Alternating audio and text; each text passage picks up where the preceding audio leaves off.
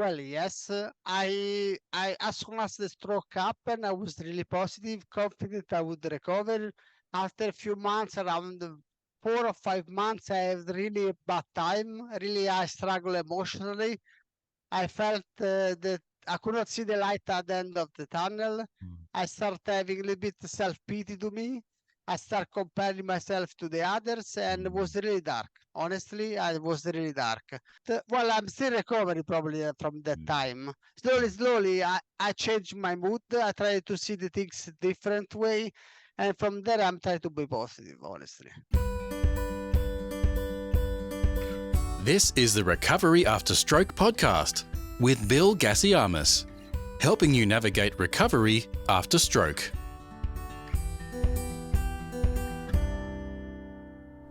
Hello and welcome to the Recovery After Stroke podcast. If you are a stroke survivor with a story to share about your experience, come and join me on the show.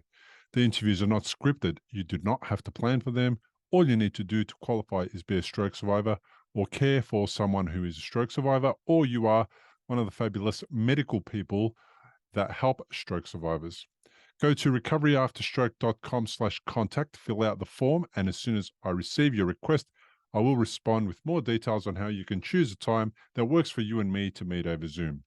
Now, this is episode 261, and my guest today is Marco Giovanoli, who was 46 on the day he went for a run in the desert in his adopted country when he experienced an ischemic stroke that occurred because of a previously undiagnosed carotid artery dissection. Marco is in the process of writing his memoir, Miracle in the Desert. Marco Giovanoli, welcome to the podcast. Yes, correct. Thank you, Bill. Nice to meet you. Nice to meet you too. Thank you for reaching out and requesting to be a guest on the show. Tell me a little bit about what happened to you. Okay, so it happened the 8th of September 2022. I was running. After 1 hour of running, I felt dizzy. I fall on the ground. I stood up again. I did few meters. I fall again, and I could not move at all. So I have friends with me. So they call the emergency response. They come right away. They assess my condition. I could not feel my right side at all. So they right away they thought I had the stroke. So they brought me to the hospital where they do the little bit of angiogram, and after they realized that I had thrombus here, the left ICA, with dissection of my left ICA artery, and that's it. So that I had the stroke. Dissection So of the left. le- ICA, intermediate carotid artery. Uh-huh. Okay. Understand. And the dissection inside created a blood clot, or Yes. it, the clot traveled, or just stayed there and blocked the blood. Yeah, stay there because they could not remove it or do anything. They could not install a stent, so they tried to remove the clot through angiogram, thrombosis, but they could not, didn't go away, so stayed there for a few months until at the end they went away on his own after a few months. Yeah. Do you have any underlying reasons what may have caused the dissection? Was there any trauma to your neck before the stroke? Did you have any symptoms whatsoever before that? No, I was the day before. I was a little bit tired because I was a runner, so I was a little bit tired the evening before. The doctor may say maybe a little bit of extra exertion, but they could not find any underlying reason why. I didn't have any medical condition, no blood pressure, no diabetes, no cholesterol, anything else. Yeah. And I say the only things I felt I was really tired the day before. That's it. Nothing more Yeah. than that. Yeah. How old were you? 46 when I it happened. Now I'm 47. Yeah. Where were you living at the time? I was living in the UAE, Abu Dhabi. Tell me about the United Arab Emirates medical system. How did you feel comfortable being there? Was it a good experience? overall, it was a really good experience. I mean, here the medical is private. As part of our working contract, the government needs to provide us medical support that is private. And it was really nice. I've been, of course, medical response after I've been 2 weeks at the hospital, one of the main hospitals in Abu Dhabi.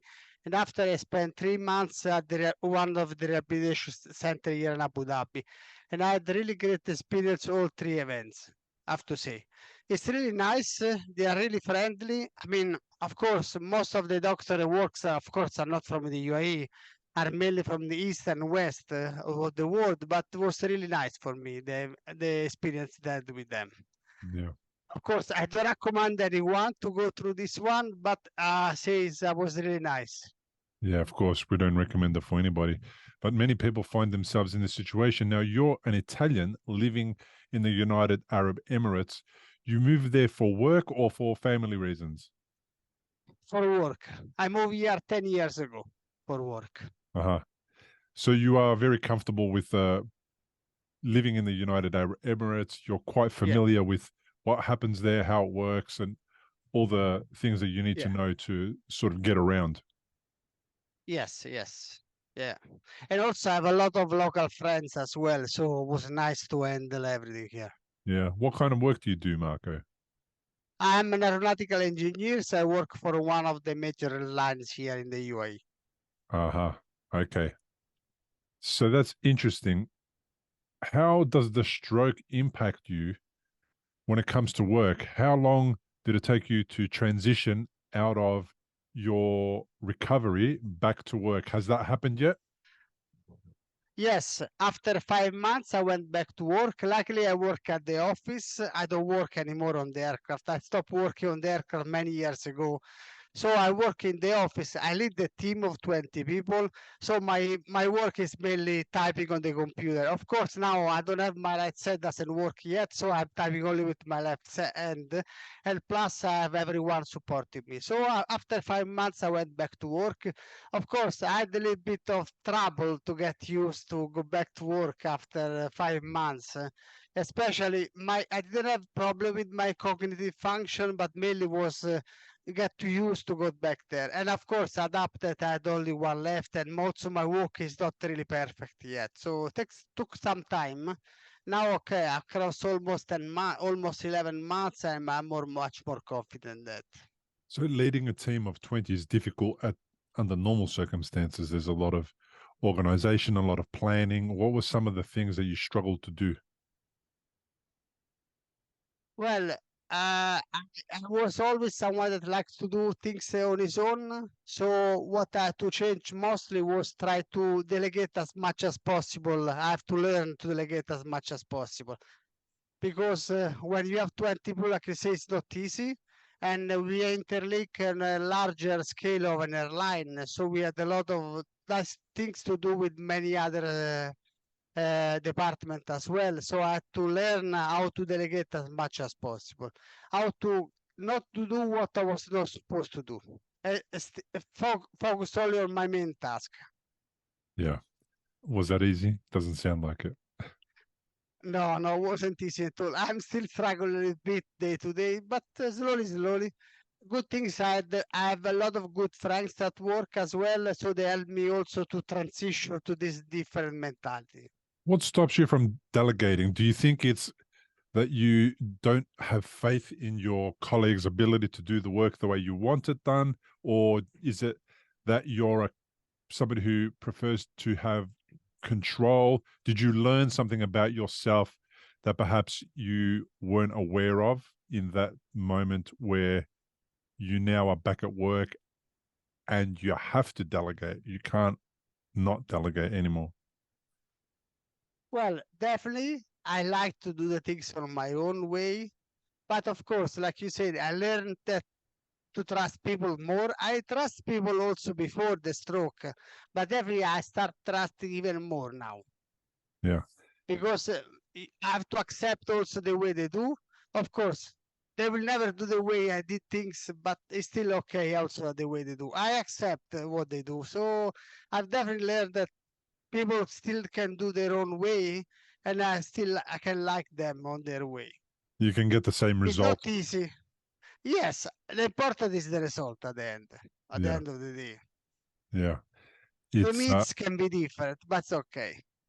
yeah, beliefs, processes, methods, if they're different, it doesn't necessarily mean the outcome won't be the same. It just means that people Yeah, have different correct. way of getting to the same destination.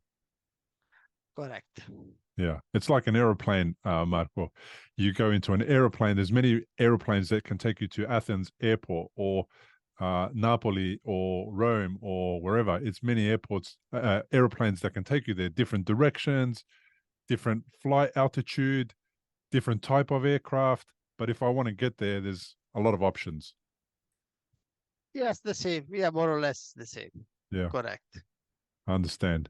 So when you moved to the United Arab Emirates, what was that transition like? Because you went from your hometown in Italy to the United Arab Emirates. Was there some transition, some getting used to being in a different culture, in a different country, a different language? Well, before coming here, I was in Saudi Arabia and in Libya. So I moved out of Italy 15 years ago. Okay. So it wasn't easy. I mean, so I had to do already a couple of transition before. Okay. Well, I mean, when you move to different country, yes, first you have to adapt to the mentality. It's different. Yeah. So I says I'm in the Middle East, North Africa, Middle East region since 15 years, and it wasn't easy to adapt. It takes some time. I mean, you need to be open. One thing you have to be fully open. You live in a world where there are people coming from all over the world, so you have to accept that they have differences in mentality, the way they do, the way they think, the way they speak. So it's a melting pot, the world. Yeah. It takes some time before you get used to. Yeah. Did some of those skills that you had from transitioning in all those different places over the years, did they help you transition from, I'll say, quote unquote, your old version of you before the stroke to this new version of you?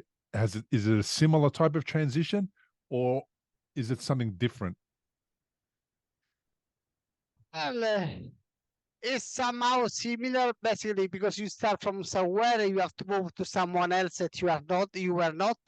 So somehow, yes, definitely has helped me to accept what I have now, what I don't have, mainly what I don't have now, and try to find the best out of what I have today.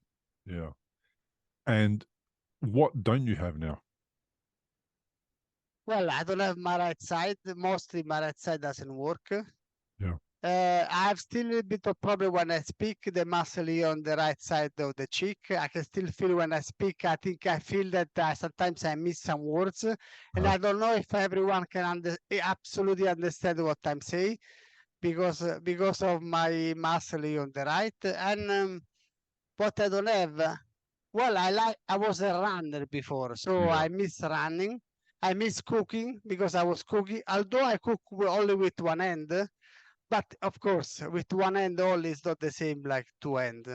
The rest, well, I mean, my lifestyle, I was really active, always outside. So that I miss. I try to do as much as I can, but of course, it's not the same.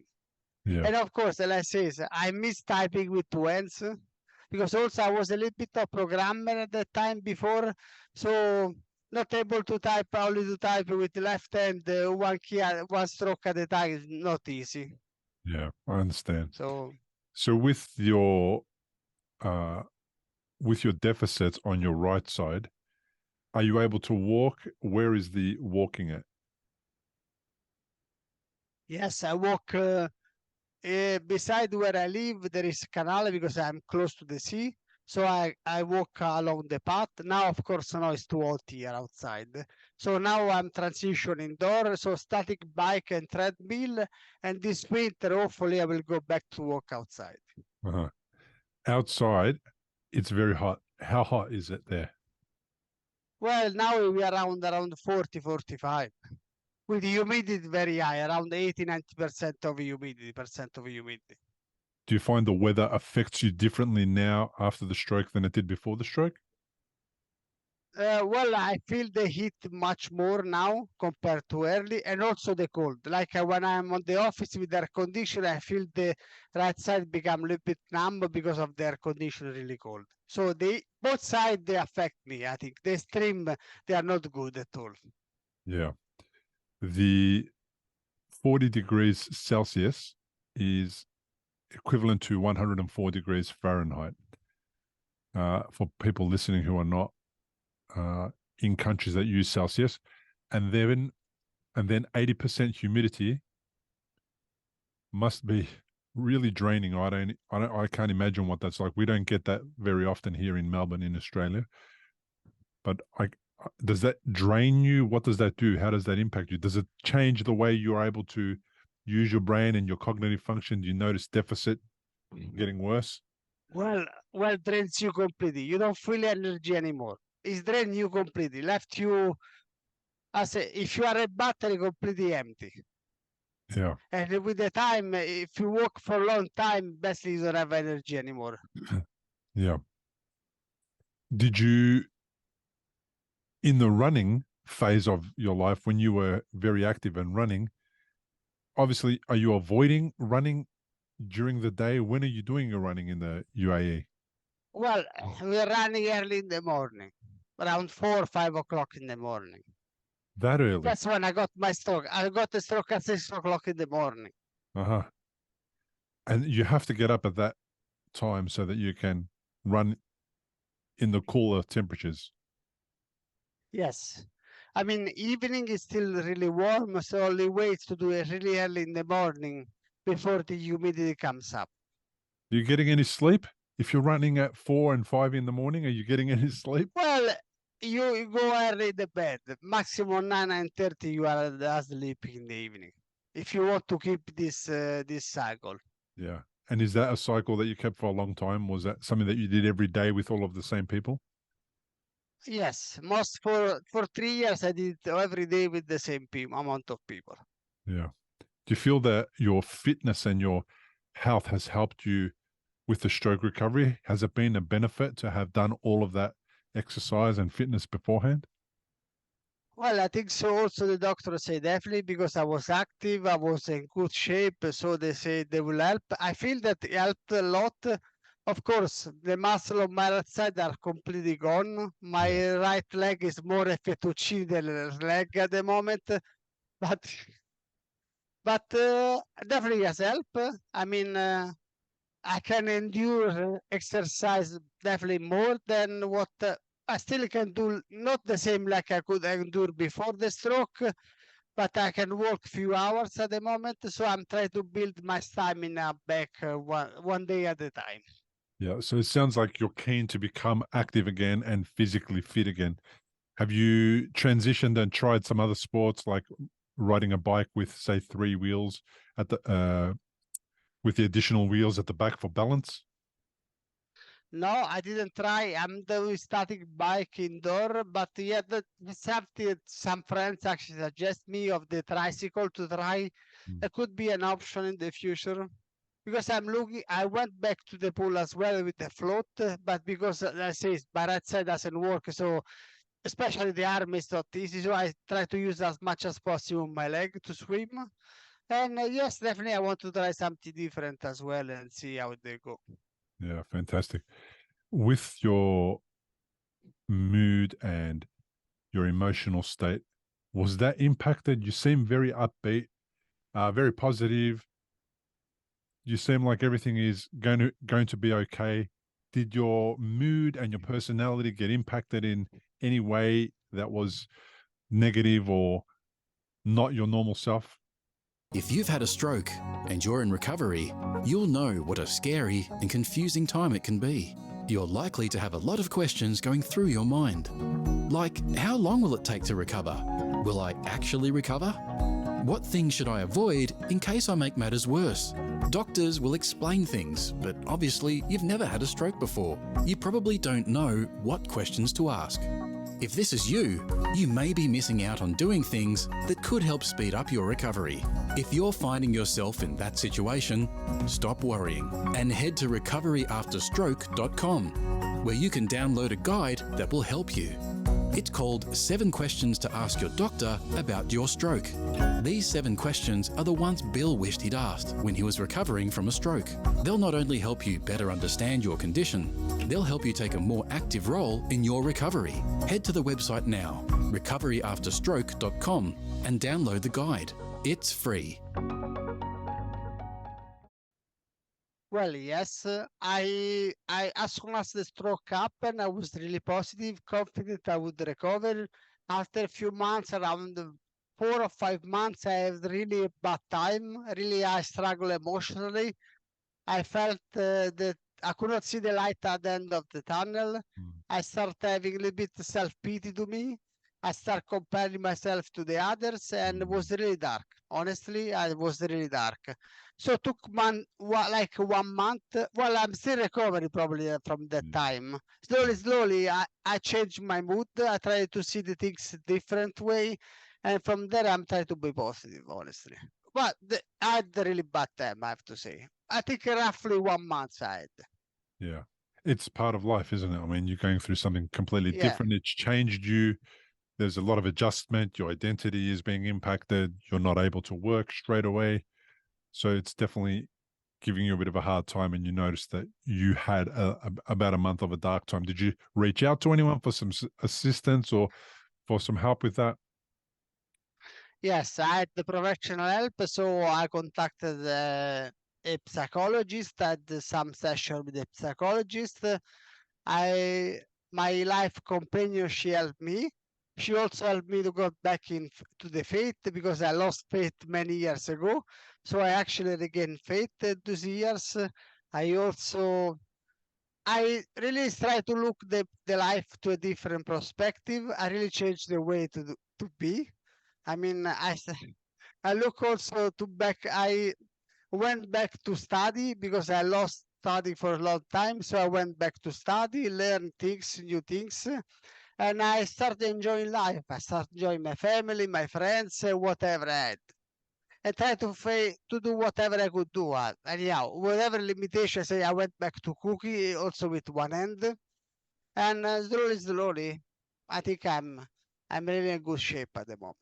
Yeah, that sounds good. So you went back to your faith. Yes. So if you're, well, I'm Christian, and I hardly ever go to church, and I hardly ever went to church, and I only went when my mum made me go, and I only went for a wedding or a funeral, Christmas and Easter. So not very often. So I have some kind of faith, but not a real deep faith.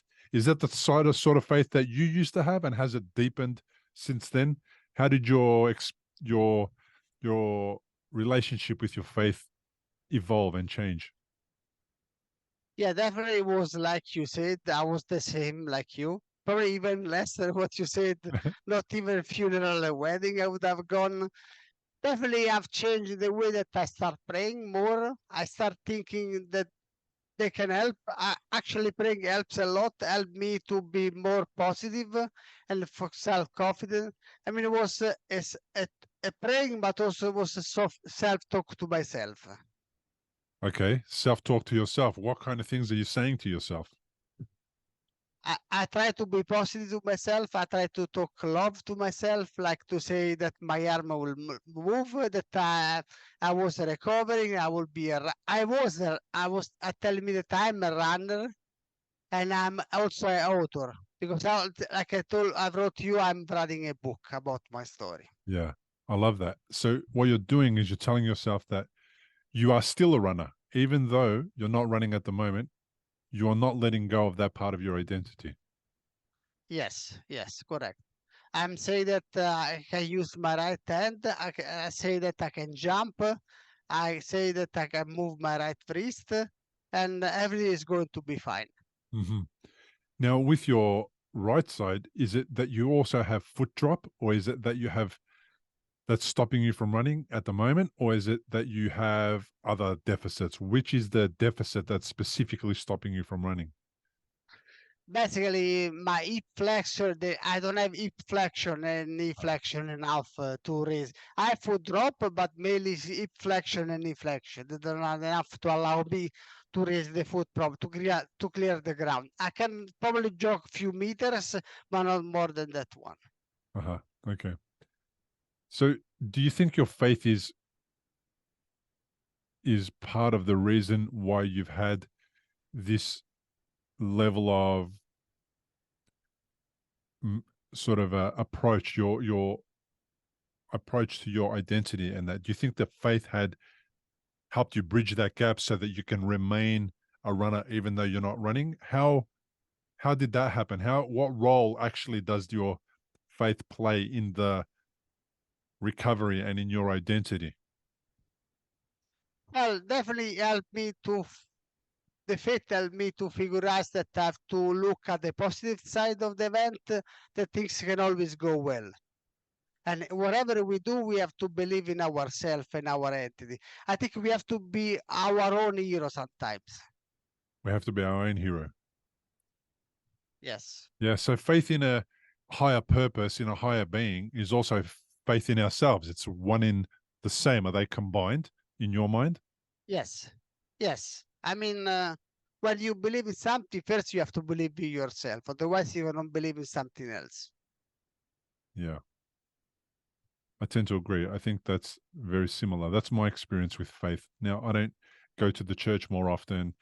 I don't pray more often, but I do feel like the God, a God, the Spirit, whatever you want to call it, I think it's me, in me, part of me, not separated from me. It's not out there, it's in here. And when I have difficult moments and I'm looking for some inspiration, my prayers are not in the traditional way that people pray, but my prayers are more about being uncomfortable with something that is difficult for me to do or to achieve or to overcome or scares me, and then doing it anyway and believing that no matter what the outcome is, I'm going to learn something. It'll be a positive outcome. Even if I don't succeed in that particular thing, I am going to get a positive result. I'll learn something. I will overcome a fear. I'll discover something new about myself. I'll see more about the path going forward than if I stayed in the fear and didn't do anything and just stood there and was afraid. I think my faith in a higher purpose that's in me helps me to continue to move forward and not live the way that I used to beforehand, which created regrets, which made it possible for me to be always sort of thinking that I'm not capable of doing that thing. It's too hard. No one is interested in my podcast, for example. No one's going to want to listen. Who's going to want to come on my podcast? You know, I did all of those things, and my faith in myself, blind faith, because I've never done a podcast before. I didn't know what a podcast really was or how to do it or how much time and effort. Blind faith in myself and faith that I will be guided appropriately from the universe or the higher purpose or the higher being made it possible for me to continue the path. And it started very, very slow. So I could change my identity and be someone who identifies as a podcaster. All of it happened all at the same time. And it was faith that really did. It was the glue that made it all possible, I feel. Yes, at the end, I think we can change. I mean, we have to find. I found new purpose as well in writing. I have to say, like you found your purpose in podcast and whatever you do. And I told you already, you have been one of the first things I found when actually on internet after I had the stroke. I was at my rehabilitation center. I was trying to find some whatever possible to help me, and I found your website, your podcast. And normally I listen to your podcast when I walk in the morning. Yeah, I love it. It helped me a lot. I think you are doing a really great job with whatever you are doing.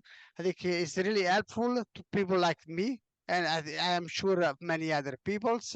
And the same, like you said, I also found new purpose in whatever I do today and whatever I am today. Yeah. It's that thing exactly. You just made my point for me, which was I feared all the things that you just said were not going to happen. That people who need the podcast would not find it, they wouldn't think it was useful, and so on. I felt like it was not going to be me that was going to contribute positively, but I had to do it anyway because the possibility that it was going to achieve a good outcome was better in my mind. It was better to try and maybe make a positive difference than to not try at all. And in the end, it wasn't about me. It was about the other people that I wanted to help.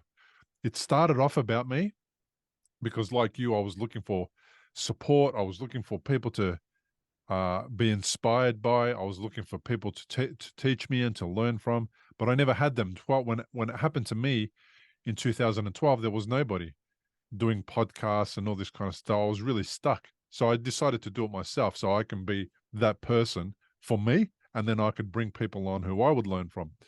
But I never expected, I'll be honest, I never expected people like you to reach out to me and say, this podcast really helped me. It was amazing, all that kind of stuff. And that's the beauty. That's the proof that I needed that it's really worthwhile to have faith in a project that you are afraid of, that you have no idea how to do, that, you know, in your head, you're making stories up about why it's going to fail and why you should do it anyway. This is exactly the reason why. So I really appreciate you Well, saying that. I think sometimes maybe it meant to be simply as this. Like you said, I think we have to believe a little bit more a little bit in ourselves, what we can deliver, and sometimes things they will happen because we want them to happen. I mean, Yeah. maybe it was supposed to be. So yes, I mean, sometimes we just need to try. Let's say there are fears, we fight fears, and but just try and let's see how it goes. Yeah. I think most people who are going to come across the work of, for example, a stroke survivor who's trying to help other stroke survivors are going to be very accepting and willing to encourage you and to be excited by what you're doing, because that's what we need. We need more tools. There is still not enough tools out there for stroke survivors. And the problem with stroke is there's 1 in 4 people will have a stroke in their lifetime. There's many, many people who are going to have a stroke, and we need to make tools available to as many people as possible. What I like about the podcast is that it's free for people to download. And there is a part of the podcast that anyone can access. So regardless of people's ability to pay for a service that I offer, for example, they don't need to pay for the podcast. That really makes it much, much more accessible than it used to be. In the old days, there was nobody speaking about, in the old days, 10 years ago, there was no one speaking about these topics in such a vast with such a vast amount of interviews, for example. You didn't have somewhere where you could go every single week and get a new perspective on that particular topic if you were interested. Yeah, that's correct. Like I said, probably 10 years ago, I don't know. 10 years ago, definitely I didn't have a clue. Definitely there is, and your podcast definitely help because give, like you said, give many perspective of the same subject. Yeah. And it's only people, but it's also medical. I found a lot of good listening from your podcast, books, research. So from your podcast, I went and searched other subject to further instruct myself about stroke and possible recovery. Yeah, fantastic. So tell me about your transition now. So you've been in recovery for 5 months. It's a very short amount of time, and already you're considering the possibility of telling your story and putting it out there for other people to learn from. So tell me a little bit about that idea. How did it come to be that you should put this thing in writing? Well, because mainly was the part of the emotional struggle. So means the book is of course about what happened to me, but mainly my emotional struggle and the way I overcome it. So it's mainly it's a journey of self-discovery after a stroke. So So, that's how it came out. yeah, So Brilliant. because I had people that they suggest me to do it, support the idea that I should have put these things in writing, because it could help a lot of people to see how actually we can take up our life after stroke. Yeah. And that that process of writing, do you find that part of it is helping you heal? Is it putting the words out of your mind and body and your head and putting it into a book? Does that kind of help? Is it like an exorcism? Does it help you get that stuff out? How does it also support you? Yes, it's a sort of cathartic sensation. Means you are healing yourself, putting your thoughts in word. Because when you're going to read your own word, you are going to see things a different way. So I could see my path, what happened, and mainly my emotional struggle there. I could distantiate from them a little bit and see them with different perspective afterwards. So it's definitely a really good things to write down. I suggest to everyone to write down. It's really therapeutic and somehow it's suggested by many psychologists to write down, Mm, and helps a lot to distantiate from all yourself. yeah. It seems to create a little bit of distance as well from the event, and it kind of places it in the past where you're reflecting on it, you're not reliving it. And for me, that's what I found that it was doing. That when I was talking about my part of the recovery story in the book, which I'm editing right now. It's a really long process, by the way, writing a book. I'm editing it right now. Um, it felt like it created more distance between me and the events that were very, very difficult for me to deal with and live with. Do you find a similar experience? Is it doing that for you, even though you're still 5 months into recovery? Yes, no, I'm actually 10 months at the moment. Yes, Oh. put a little bit of distance. It's like being third person, like sitting in third person. Uh-huh. And you're observing the situation rather than living the situation all the time. Yes, yes, yeah. Yeah. Third person. That's a great way to put it. That's exactly what I experienced. So at work, how have I know your colleagues have been supportive, but have they ever come across somebody who's had a stroke? Was it a big shock to them? How did they manage to deal with and speak to you about what happened to you, or isn't that happening much? Well, was a big shock for most of them, most of my friends and colleagues. Yes, they need time as well to adapt to the situation. I said everyone tried to be really positive with me since day one, try to support me, to say that things will go well, to help me with everything. But some of them, of course, they had experience in their family and friends, a large audience. But that was new for most of the people. So mainly they were shocked what happened to me, because, like I say, everyone will say I was fit, so it was really strange that happened to me. So they say, okay, if it happened to him that was fit, it could happen to everyone any day. So took some time for them as well. They have been really positive and supportive to me every day on my work that I do. They have hold my hand every day since they happen, and they are really part because they encourage me. It's really encouraging to have people and supporting people around you. They can help you. They can accept. They give you a shoulder when you need to cry. They help you when you have some doubt, so they help you to see things in a different way. And they help me a lot at work. A couple of friends, they are really my close friends at work. They help me to see the work in different way, to adapt myself also to the new style of working. Okay, so everyone is. So I think the outcome is you need to have a circle of support. I mean, it can be at work, can be at home, everywhere. They are really helpful. Yeah. It's to have someone that you can speak to. They can give you advice. They can also let you see your works in a different way. It's a sort of guiding your friend. They are there.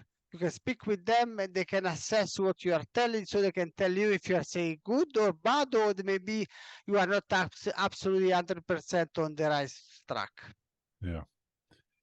Is a lot of your family here with you in the UAE, or did you leave a lot of your family back in Italy?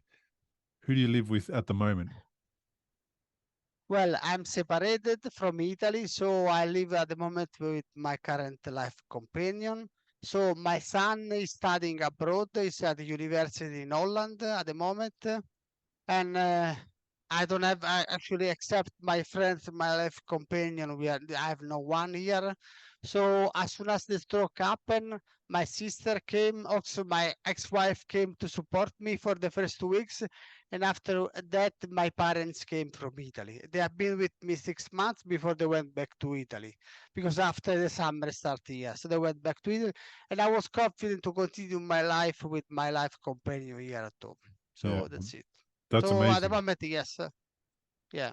That's amazing to have all the support from the family back in Italy. Yes. I mean, I say it's really important to have someone that can support you so you can talk, you can even cry sometimes because I cried a lot. I told you in the bad time. You need someone that can tell you good words and can accept the way you say. I mean, they don't judge you. They simply accept what you are saying. When you are down, they accept you are down. When you're up, they accept you are up. They accept you are up and down. I mean, at the end, it's like a roller coaster. We don't decide which type of ride we have to do. Yeah, absolutely. It is a roller coaster, that's for sure. I also cried a lot, and I still cry sometimes about, I don't know, things that bother me that I'm triggered by. But that has decreased. So I think I'm a little more sensitive than I used to be, and I'm not afraid to express it for sure. And crying in front of the family is a difficult thing for some family members because they don't like to see you cry. They think it's a terrible thing, or they don't understand exactly what's happening, and they judge.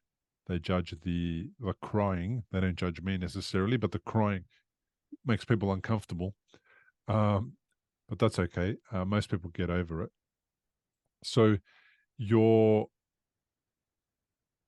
it's interesting, to listen to your story and to be, because I was at home with everybody here and they came around me very, very quickly. There was no change in my life. The hospital is very close to my house. I don't have I'm very familiar with the location, with the doctors, with all of that type of thing. Did you have a navigating the medical system? I imagine that you didn't have much time spending navigating the medical system in the UAE or in the other countries beforehand. It seems like you're fit, you're healthy, you're well, you wouldn't have spent a lot of time. Was that a difficult place for you to be navigating the medical system in the UAE, or was it quite uh, a smooth process? Well, I have to say, I didn't know. Honestly, I didn't have much knowledge of the UAE medical system. Was quite easy because I say here is really well organized.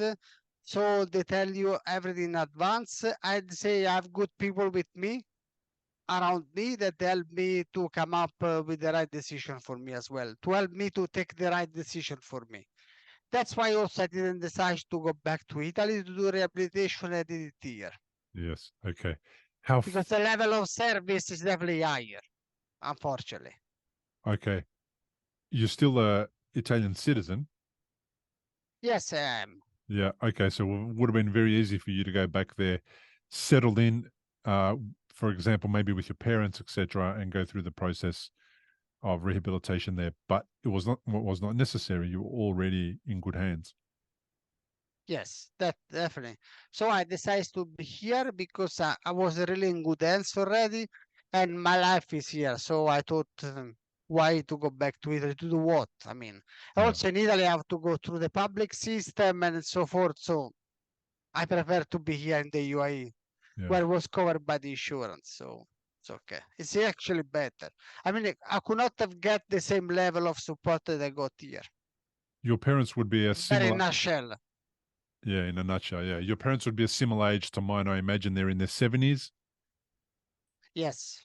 Was it easy for them to come over and settle into the UAE for 6 months? How did they cope? And with you being unwell Well, also. Yeah, it wasn't easy for them. They have been already. My father was working aviation as well, so he traveled the world a long time before. And wasn't easy for them, like you said, mainly because it was not really a good way to come here for a good reason. Yeah. So they took some time also to adapt themselves, and especially to adapt to my situation. Yeah. That was a hard part for me. Is navigating my parents was definitely a hard part. They were emotional, they were upset, they were concerned. I was trying to keep a lot of the people around me calm about the whole situation, even though it was serious. 3 brain bleeds, brain surgery in the end, learning how to walk again, all that stuff. But trying to keep them calm was the hardest part for me. It was very difficult to manage them. I felt like it was a big job. Did you feel like you had to manage people's emotional response to your injury, your being unwell? Yes, I definitely have to try to be positive as much as, especially at the beginning. I try to be really positive to show them, everyone, that I was committed to my recovery, that I didn't have any sleep in my mental state. And like you say, try to keep everyone calm and accept the situation that it was. I mean, to show them that I knew what I was going through, and I would be able to do it. Fantastic. Now let's talk about the book a little bit. We spoke about it earlier, just briefly, but tell me about the book. Do you have a title for it? How far along is it? So the title is Miracle in the Desert, because I live in the desert, and actually my stroke happened in the desert because I was running in the desert the day it happened. And so I say it's like it's the journey of self-discovery. It's about the stroke, but mainly my part of discovering myself. The way I discover myself and what I learn about myself. Is that And the the miracle? process Is that I that the use. miracle part? Excuse me, sorry to interrupt. Is that the miracle part? Because you had a stroke in the desert. That's not a miracle. That's terrible. Yes, but the miracle in the desert is because in the desert I learned to know myself better compared to what I was before the stroke. The stroke helped me to understand myself. Let's say, I want to put it in this way. It helps you to understand yourself better. Yes. Which part of yourself did you understand better? The part that was getting in the way, or the person who was resilient and able to achieve much, much greater things? Who did you discover or learn about? Well, definitely I discovered that I can be positive. I wasn't really positive before the stroke. I was actually quite negative. Like I told you before, I didn't have much faith. So I discovered that I could have faith. I definitely believe to myself much more compared to the beginning. And like you said, I discovered resilience that I didn't have. I didn't have so much self-love like I have today to myself, and I discovered new things. I mean, I started learning and loving more things than before. Definitely I love myself more. Yeah. Did your life partner become surprised the way that you've handled this? Have you had discussions about that? Yes, she actually enjoyed because she tried to be really supportive to me since day one that the stroke happened. She has always encouraged me to get back to faith and look for the help that I didn't have in faith. And she's really happy. She's my supporter she was the first person who told me to write the book. Yeah. She's every day supporting me for this. Yeah. She's holding my hand every step I do in my recovery. Yeah. Fantastic. And the book, how far along is it? Which language are you writing it in? I'm writing in English because I cannot write Italian anymore. After 15 years, I almost lost writing in Italian. So it's written in English because the language I use every day. And I finished my first editing. So it went to the editor just to have structural editing. So now I'm doing the second draft, and after I go for line editing, and after I will go for publishing. I'm self-publishing because I could not find anyone to support the publishing of the book so far. So I'm going to self-publish. So hopefully in a few months it should be out. How long ago did you start writing it? Because you now see you're making me feel bad about myself. It's taken me 4 years to get to this point. How No, soon? no, How long has it taken you? I took almost 3 months to write the first draft. Let's Wow. say you go on internet, you find technique to write in 45 days, 90 days. So I aim to do in 90 days. Luckily, I did it even earlier, the first draft. I always liked writing, but I didn't never know that I could write a book, honestly. That's imposter syndrome that was always with me. So luckily the stroke helped me to write a book. I think it's more to be I try to find, I try to keep a schedule of writing, I say at least 500 words every day. Uh-huh. And from there I build up. So I mean, it's important to have a schedule. yeah, I never had a schedule because I could never fit in. I struggled a lot cognitively. Even now, these days, I still struggle a lot. My brain has difficulty processing a lot of information. Words on a monitor are very difficult for me to process for a long time, for many hours. So, did you have any trouble in that time writing the book? Did you feel like it was hurting your brain? That's how I describe it. Like doing it was so difficult and so painful that I had to walk away from it for a long time, sometimes weeks. Well, overall, no, because I say I don't have any cognitive deficiencies. Mm, I always like working after long hours in front of the screen. I feel tired. mm, My work is mainly mentally tiring. So coping the work with writing at the same time is definitely a bit tiring mentally, I have to uh-huh, say. Like you said, sometimes as well, there are days I could not write at all, so I'll just leave it there. I took it down maybe after a couple of days, mm, that I would leave it out from my side for a couple of days until I could refresh my mind yeah. and continue writing. So you definitely would write most days 500 words per day after you've been at work all day already. Yeah, yes. I will write early in the morning most of the times. Uh-huh. Has that replaced your jogging? Yes, for most of the time, yes. I mix together with exercise because what I will do, I have stationary bike beside my table where I write. So I will do like 10 minutes biking, 10 minutes riding. I will go back and forth from one to another. Yeah. That sounds like an awesome thing to do. I decided to write my book in the middle of one of our very long COVID lockdowns, which was, for us, we were locked down in Melbourne here in Australia from 2022 to, from 2020 to 2022. Most of the 2 years we were in some kind of lockdown. And I'm not sure what it was that I read, but on, I found something online which mentioned one of the pandemics that happened 100 years ago, and one of the famous authors, and I don't even know whose name it is. I've forgotten completely who the people were in the story, but he, during the pandemic in the early 1900s, I think it was called the Spanish flu or something like that. He went to the Yes. farm. He stuck himself in his cottage, and he wrote his book and didn't come out for 2 years or something like that to escape the big challenges that the flu or the pandemic was creating. So that was my idea. That's how I got the idea to sit there and write it. Previous to that, I had done the research. So I had spent around 2 years developing the idea and then interviewing the people who are helped form the book, who created the background for me to be able to share the story the way that I'm sharing it. So that whole, before writing the book started, it took about 2 years. And then I finally made the decision during the pandemic because we had so much spare time on our hands. We were at home all the time. We weren't allowed to work a lot. And as a result, I filled my time like that. I think it helped me get through all those lockdowns and all the challenges of the pandemic.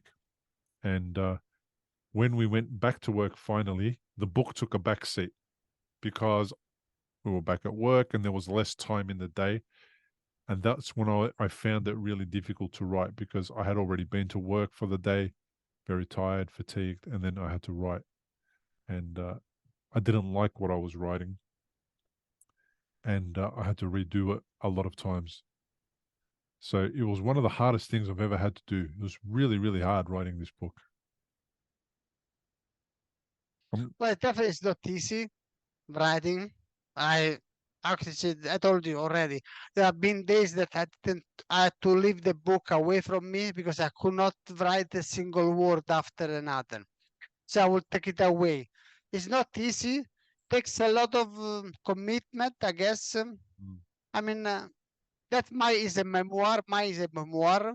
So definitely is a lot of self-reflection. And like I told you before, it's like to see my life from a third person, from a distance away, Yeah. from a larger point of view. Yeah. And it's also going to support and help other people, which is fantastic. Well, the aim is that one. I hope that my story may help someone else, and they could find the way also they could approach the same way that you are doing with your podcast. I mean, Yeah. that's the aim at the end. Yeah, I love it. So recently I started asking people who listen to the podcast this question, who are being interviewed on the podcast, these two questions. And I want to get a bit of an insight from a large number of people as to what they think about these questions. So I want to ask you the first one before we wrap up. I want to know, what has stroke taught you? I know we've spoken a little bit about all the different things, but is there a deeper underlying lesson that you've learned from this stroke? Probably that we are more resilient and powerful than what we believe. I mean, we are much more than what we thought and what other people thinks about us. Yeah, fantastic. And also, Let's say, I Yep. think we have to be, like says, we have to be our superhero sometimes. We are our own superhero. yeah, fabulous. And what would you say to other stroke survivors who are listening to this? Maybe they've just had a stroke, and like you and me, on the internet looking for information or for stories or for guidance or something, and they found this podcast, they're listening to it, it's the first episode they listened to. What would you tell them? I will tell them that stroke is a bad thing. It's not fair. Life is not fair. It wasn't fair with us. But I think we have to wear the stroke suit every day with the most powerful. We have to be confident. Life is different, but can only be beautiful. Life is beautiful at the end. We can make our life beautiful. We have to see in the good way life. Fantastic. Life doesn't end with a stroke. I mean, it's not the end of the world. So we are not the first, we are not the last. There is a way, we just find our way now. It's going to be different, but if maybe there is something in our life, you went for a podcast, I went for a book, none of us both we didn't know that we could do. So maybe that's what the stroke brought to us. Different things. Maybe they were both meant to be, and we didn't know. Yeah, different things we never expected, we didn't know, and here we are. It's possible for Yes. everybody. Yeah, everything is possible. Sometimes, like you say, we have to just believe a little bit more in ourselves and not to be a fear to fail, because we'll always fail. But when we fail like a stroke, we need to learn that we can pivot and change and move forward. Yeah, fantastic. When do you expect the book to be complete and available? Maybe I expect in few months before the winter starts that the idea when I would like the book to come out. And of course, my next one would be when one day I will be back to run, because I say I want to back to run.